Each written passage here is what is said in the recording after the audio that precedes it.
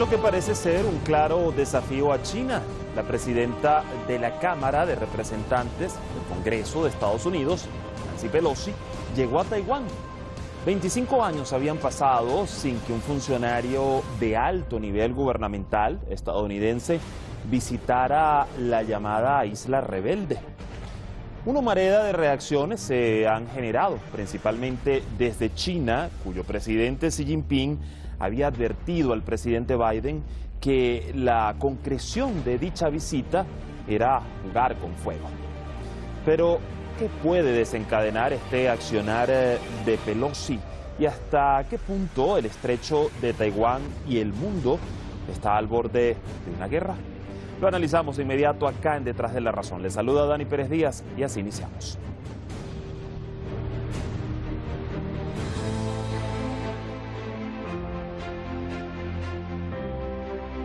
El Partido Comunista de Mao Zedong venció a los nacionalistas de la República de China. El bando vencedor proclamó la República Popular China en Pekín. El derrotado régimen de la República de China se refugió en Taiwán y estableció su gobierno. Cada parte aseguraba representar a toda China y ser su verdadero gobierno. La ONU votó a favor de la admisión de la República Popular China y la otra República de China quedó fuera. Se la conoce más como Taiwán. Separados por un estrecho, Pekín y Taipei han coexistido desde entonces en medio de tensiones. China se ha esforzado para que Taiwán no tenga relaciones con otros países. Lo considera parte de su territorio, parte de la política de una sola China.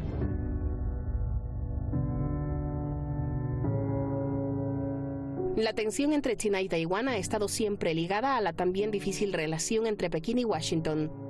En los últimos años, Estados Unidos ha mantenido fuertes lazos comerciales y militares con Taipei, a la que considera un aliado clave en la región. Esto incluye el compromiso de Washington de ayudar a Taiwán a defenderse de una posible invasión de los comunistas en China. We agree with the One China policy. We signed on to it and all the attendant agreements made from there. But the idea that it can be taken by force, just taken by force, is just not appropriate.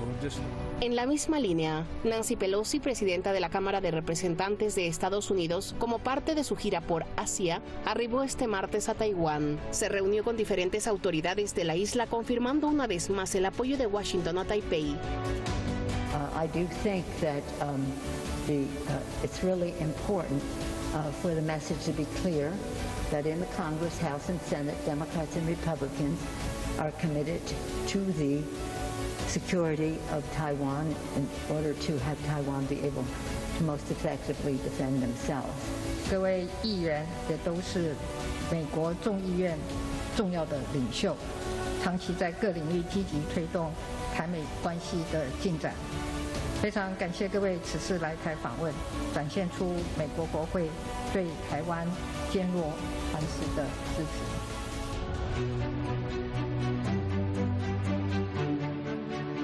Pelosi, con su visita, desafió las advertencias de China, que ha reiterado que es una violación inaceptable de su soberanía sobre la isla. 台湾的蔡英文之流抱着美国的粗腿不放，背弃民族大义，这些倒行逆施啊，根本改变不了一个中国的国际共识，也根本改变不了台湾必将回归祖国的历史大势。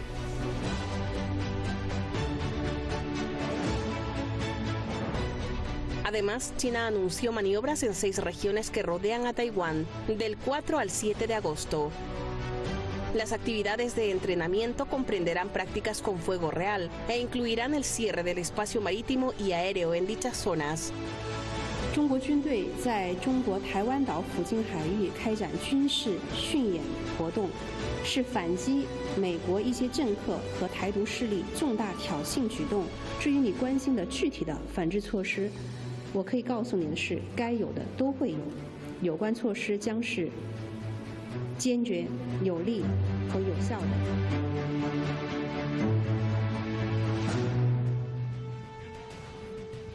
Ahí el panorama y todas las reacciones que se han generado pues tras la llegada de Nancy Pelosi a Taiwán. Gracias al equipo de redacción y producción por este material. Vamos a presentar de inmediato a nuestros invitados.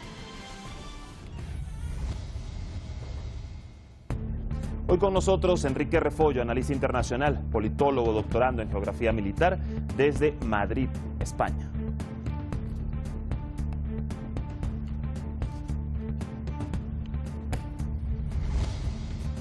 Y también nos va a acompañar en el análisis Iñaki Gil de San Vicente, analista internacional, escritor y ensayista desde San Sebastián, en España.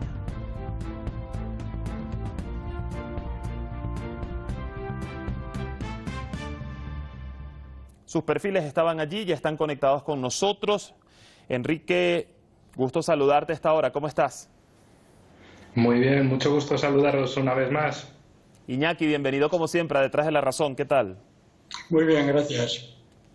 Bueno, para empezar, aunque ya se había filtrado pues su posible visita, hay que reseñar que este viaje no aparecía dentro del itinerario público de Nancy Pelosi y ocurre justo en un momento cuando pues las relaciones entre Estados Unidos y China están en un punto bajo, en una tensión delicada. Enrique, y voy a iniciar contigo. ¿Por qué decidió la presidenta de la Cámara de Representantes del Congreso estadounidense hacer este viaje de todas, sabiendo la humareda que podía levantar? Bueno, tenemos que tener en cuenta que ahora en noviembre llegan las elecciones, las llamadas midterm, y es un termómetro para ver cómo van a ser los dos siguientes y últimos años de este mandato de Biden y cómo se va a quedar la situación de cara a una posible al escenario de reelecciones, si va a haber, si no va a haber, y en qué posición quedaría el Partido Demócrata por un lado internamente, por el otro externamente. Es para demostrar que Estados Unidos sigue teniendo fuerza para, digamos, mostrar que sigue el unipolarismo estadounidense vigente en el mundo. Y claro, esta es una pequeña demostración de fuerza para mostrar al interior de Estados Unidos que Estados Unidos sigue teniendo la capacidad única en el mundo y que ningún país se le va a interponer, ni China tampoco. Por otro lado, recordemos lo que había sucedido en la cumbre de la OTAN en Madrid el pasado junio. Señalaron a China como un enemigo fundamental, sobre todo desde el punto de vista económico, también a Rusia desde un punto de vista militar, pero en definitiva es el señalamiento constante del Partido Demócrata contra China como una amenaza mundial, y esta es una demostración pequeña, un aperitivo para decir en casa en Estados Unidos que Estados Unidos sigue teniendo fuerza, que va a juntar aliados en su esfuerzo contra China. A ver, Iñaki, algo interesante es que no ha sido un secreto que pues Pelosi ha definido su carrera política, o al menos una parte de ella, en base a los enfrentamientos con China. Allí están los antecedentes. Por ejemplo, en el pasado ha sostenido reuniones con disidentes del gobierno chino, incluso con el Dalai Lama. Siempre ha alegado que Pekín viola los derechos humanos y hasta apoyó los intentos secesionistas de Hong Kong en el año 2019. Llegar a Taiwán aún en un momento... la Casa Blanca, la propia Casa Blanca le llegó a decir que no estaba tan de acuerdo con eso. ¿Representaba para ello una cuestión quizás de desafío personal? Sí, en parte es una cuestión de desafío personal y de los debates que hay dentro tanto del Partido Demócrata como dentro de las instituciones norteamericanas, como dentro también del Pentágono, ¿no? Esto es totalmente cierto, ¿no? Pero esto es, digamos, lo de mínima importancia, ¿no? Porque tanto, como he dicho, los debates que hay dentro del Partido Demócrata, dentro del Pentágono y dentro de algunos sectores son debates sobre diferencias formales, no son debates ni siquiera sobre oposiciones, ¿no?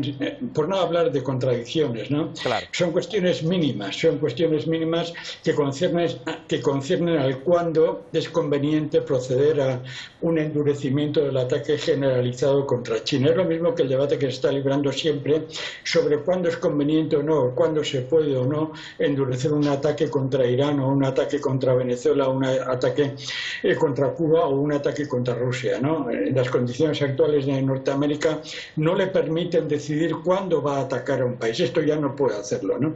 Eso por una parte, pero me me vas a permitir otra cuestión. Sí. Cuando hablamos de Taiwán, hay que hacer a los oyentes hay que darles una pequeñísima información. Taiwán era una isla a la cual se refugiaron en esa isla toda la escoria de la China burguesa, de la China reaccionaria. Cuando ganó la revolución, todos los ricos, los conservadores, se llevaron toda la riqueza, todo el oro, todos los recursos a Taiwán. Y inmediatamente fueron protegidos por los Estados Unidos. No es una creación, digamos, de un pueblo que estaba separado de China, no es una nación como otra cualquiera. Mira, los que conocemos Vietnam sabemos que durante la guerra de Vietnam Saigón se convirtió en un refugio. Los que hemos conocido otros países hemos visto que, por ejemplo, en la guerra de Corea, Seúl se convirtió en el refugio de todos los criminales, de todas las fuerzas reaccionarias. Taiwán también es eso. Por tanto, cuando hablamos de Taiwán no podemos hablar como de un país que estaba ahí, no. Fue la tabla de salvación de verdaderos criminales que a continuación se dieron cuenta que solamente al cabo del tiempo, poniéndose a las disposiciones totales y absolutas de Estados Unidos, podrían mantener una potencia económica que es prácticamente un portaaviones terrestre de los Estados Unidos. Esto hay que saberlo, ¿eh? Un dato muy interesante, como bien indica Iñaki, necesario para este análisis que estamos haciendo. Ahora, desde hace unos días, Enrique, bueno, China había advertido sobre las consecuencias políticas de esta visita. Incluso el presidente Xi Jinping, en una conversación telefónica con el presidente Biden, pues le expresó que este viaje sería jugar con fuego. Antes de pasar al punto militar y a las decisiones que ya China tomó en ese aspecto, me gustaría preguntarte sobre qué va a implicar en las relaciones políticas entre China y Estados Unidos de aquí en adelante esta visita de Pelosi, que de por sí unas relaciones que ya estaban viéndose muy afectadas. Pues en primer lugar, la cuestión militar, por un lado, son los ejercicios que han anunciado en aguas en el área en torno a Taiwán. Por otro lado, también desde las costas chinas, etcétera, etcétera. Eso, por un lado, guerra abierta no parece que vaya a haber ahora, ya que a China le interesa seguir profundizando en el proyecto mundial de la nueva ruta de la seda, el Belt and Road Initiative. Por eso a China el tiempo va a su favor, en Estados Unidos va en contra, entonces por eso buscan presionar para intentar cambiar el equilibrio y sobre todo hacer un escenario ucraniano en Taiwán, utilizar a Taiwán como utilizaron a Ucrania, es decir, cargarla de armas estadounidenses, que se lance a un conflicto y que mueran otros. Por eso Estados Unidos siempre se maneja muy bien si otros son los que van a morir por ello. Lo que han hecho es movilizar 3 grupos aeronavales en torno a las costas chinas, y China, por supuesto, ha respondido por ese lado de una forma simétrica. Evidentemente no iba a ser menos, iba a mostrar ese músculo, no para una guerra, pero si en caso de que Estados Unidos hiciera algo, las fuerzas chinas podrían responder. Lo más importante aquí es la parte económica, la parte de que, por ejemplo, apareció una noticia en el New York Post hablando de filtraciones chinas respecto a los intereses de Nancy Pelosi y de su marido con empresas taiwanesas, es decir, que tiene un interés directo económico en las relaciones entre Estados Unidos y Taiwán.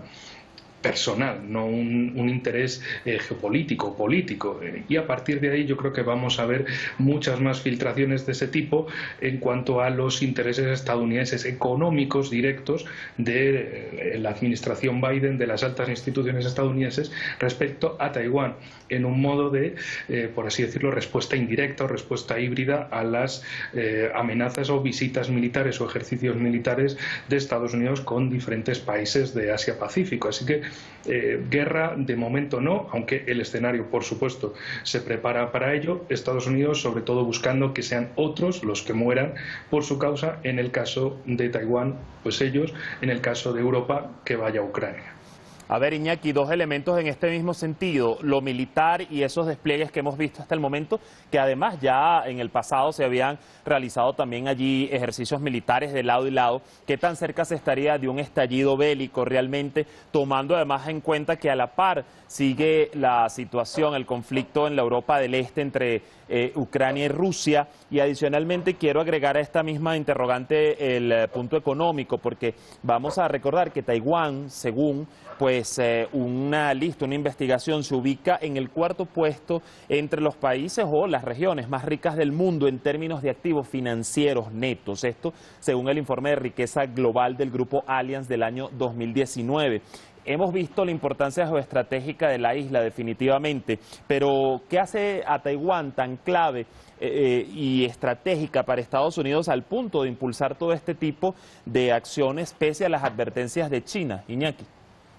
Bueno, actualmente Taiwán es muy importante porque sabemos que produce el 92% de los microchips, etcétera, todo eso lo sabemos, pero hay que decirlo claramente, Taiwán es la puerta de entrada, una de las puertas de entrada para entrar en China, apoderarse de China. Esto no es una política sociopolítica o como queramos definirlo actual, eso es cierto, lo que hemos comentado, la situación, los intereses corruptos de Nancy Pelosi y de otras personas están ahí, lo hemos visto en el caso del hijo de Biden con respecto a todos sus negocios en Ucrania, etcétera, etcétera, por no extendernos en este. Ahora bien, yo lo que quiero decir es lo siguiente, esto viene de muy lejos. Y voy a permitirme que lea, que lo he leído ya varias veces porque es una cita que debe ser conocida, las palabras del presidente norteamericano William McKinley, el 25º presidente de Estados Unidos, dichas nada menos que hace 125 años. Hace 125 años, en 1897, son muy breves, William McKinley dijo lo siguiente, atención, las Filipinas, lo mismo que Cuba y Puerto Rico, nos han sido confiadas por la providencia. ¿Cómo iba a sustraerse el país a semejante deber? Y sigue, las Filipinas son nuestras para siempre. Esto está escrito hace 125 años. Las Filipinas son nuestras para siempre. Inmediatamente detrás se encuentran los mercados ilimitados de China. Nosotros no renunciaremos ni a lo uno ni a lo otro. Esto está escrito hace 125 años, en 1897.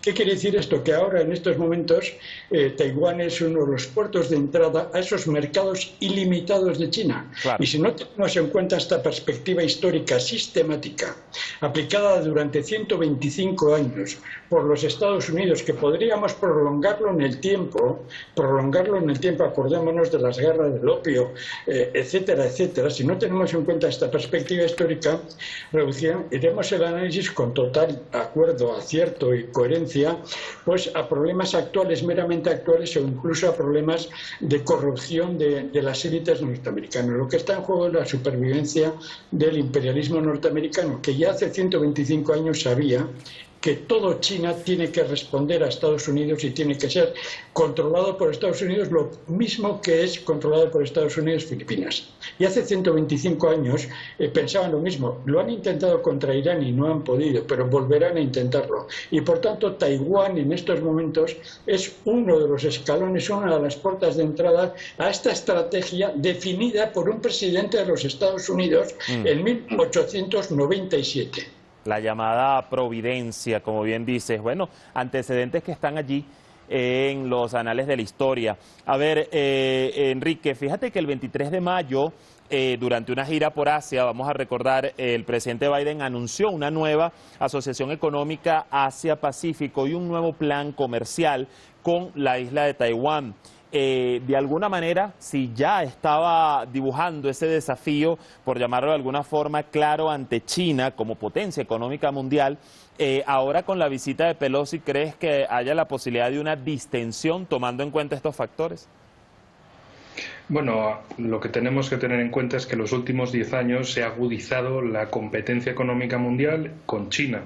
Y de esa famosa iniciativa de la Ruta y del Cinturón, la nueva Ruta de la Seda, y los diferentes proyectos económicos mundiales que ofrece Estados Unidos, como aquellos famosos tratados transpacífico y transatlántico. En definitiva, Estados Unidos hace lo que puede por su lado para intentar aglutinar a otros países en acuerdos comerciales favorables para Estados Unidos y que orienten economías de otros lugares, en este caso de Asia-Pacífico, hacia Estados Unidos, como también lo intenta intentaron con Europa y lo intentan con otros países de forma bilateral, porque saben que China es su competidor mundial, así lo reconocen tanto en la estrategia nacional estadounidense como en la estrategia de la OTAN.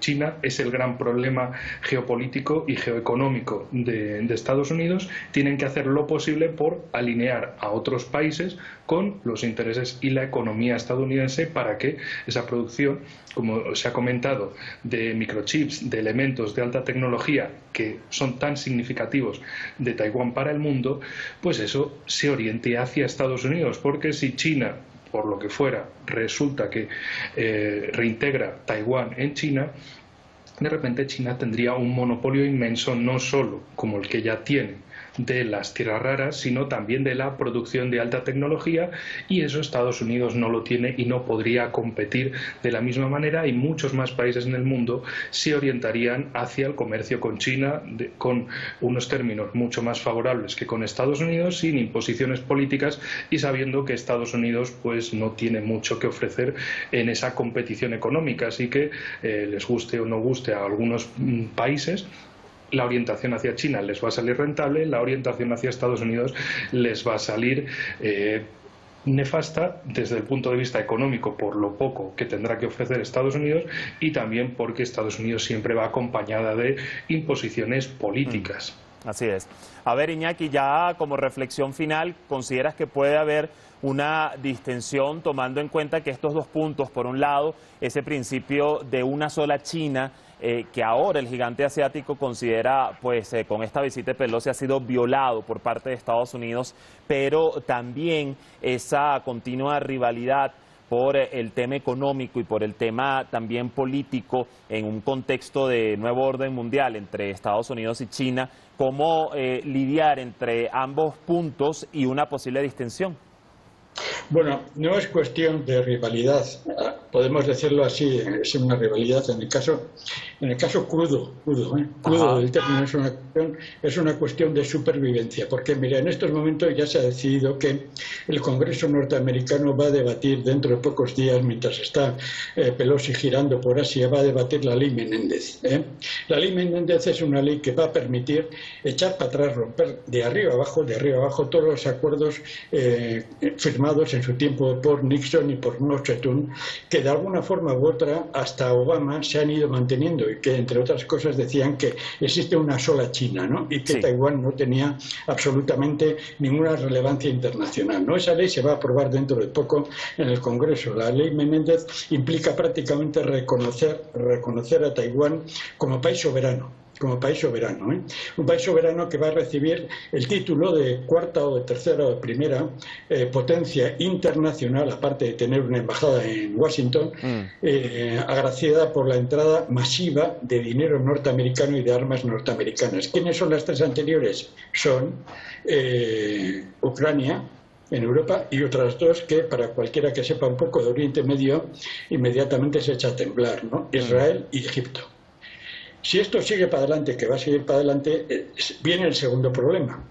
Hace poco Taiwán ha reconocido, estoy hablando de cuestiones de horas, Taiwán ha advertido que si hay un conflicto, lo que ellos llaman conflicto, pero si China ejerce su derecho a recuperar parte de su territorio histórico robado por toda la corrupción de 1949, Taiwán va a reventar todas las fábricas, absolutamente todas las fábricas de microchip, que son el 92% de la producción mundial. Frente a esto, que es una amenaza desesperada por parte de Taiwán y de Estados Unidos, es política de tierra quemada, con mucha anterioridad China, Rusia y otros países habían empezado a crear fábricas de producción masiva de chips de la misma o mejor calidad de la que se produce en Taiwán, ¿no? Pero una fábrica de microchips necesita como mínimo 7 años, 6, 8 años según los países, y una enorme cantidad de dinero y de altísima tecnología para entrar en funcionamiento, ¿no? Esto es lo que está en juego en estos momentos. O sea, es una previsión a muy largo plazo de los conflictos, y Estados Unidos sabe que con el tiempo China, Rusia y otros países van a crear sus propios microchips, y por tanto Estados Unidos está, como ha dicho el compañero, está jugando contra el reloj, amenazando de que en caso desesperado va a aplicar la ley de tierra quemada, pero llega tarde. Un contrarreloj que allí vamos a seguir midiendo el pulso, pues, y en qué va a desembocar todo esto. Les agradezco a ambos por el análisis de hoy. Iñaki, Enrique, será hasta una próxima oportunidad. Que estén bien.